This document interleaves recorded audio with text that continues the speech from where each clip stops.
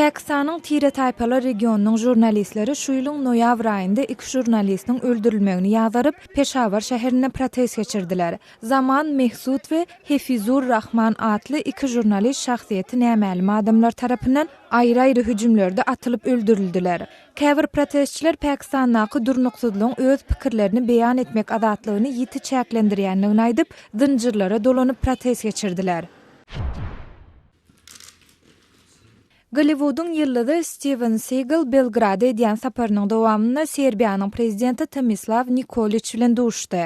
Aktyor gümürtük ynsanperwer bayragyny almak we söwüş sunnatlary baradaky türgünleşik merkezini açmak ähtimallygy barada planlary maslahat etmek üçin 3 günlük sapar bilen Serbiýa bardy. Geçen ýyl Krim Ortaýa tarapyndan aneks edilenden soň Seagal ýarymada konsert dawarasyny geçiripdi.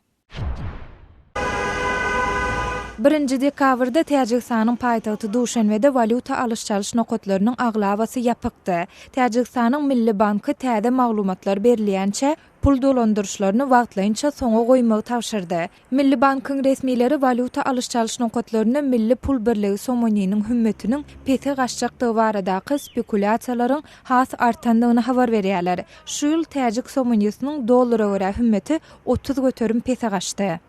Siz Azatlyk radiosynyň şu gün kütädelikler bilen tanış bolňyz.